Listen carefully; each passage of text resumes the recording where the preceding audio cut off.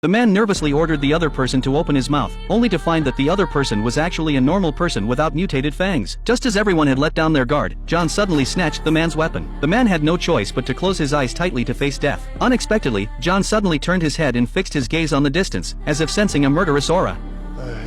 Before the man could react from his astonishment, John quickly thrust the weapon into his hand, then opened the trunk and took out a large number of heavy weapons to distribute to everyone. Even the pregnant woman who was 8 months pregnant was given a pistol. Everyone was confused and wanted to ask the reason, but John said that they didn't want to die and should get ready immediately. A big battle would break out later. Hearing this, everyone hurriedly picked up their weapons and went back into the room. John asked them to bring in tables, chairs and sofas to block all the entrances and exits of the restaurant. But even so, everyone's faces remained tense. They stared fixedly outside with weapons in hand. Sure enough, in the next second, the entire room was plunged into darkness. Everyone was so frightened that they hurriedly turned on their flashlights to check, but found nothing amiss. But John still sensed something was amiss. He hurriedly asked the woman to stay where she was, while he led several strong men to climb onto the roof to check. Just then, a bright light suddenly appeared in the distance. As the sound got closer and closer, everyone realized it was an ice cream truck. Seeing this, John hurriedly called everyone to enter the first-level combat readiness. Soon the car reached the house. Everyone couldn't help sweating on their palms. Suddenly, the driver came out in a strange posture, but he didn't seem to be in any danger. But in the next second,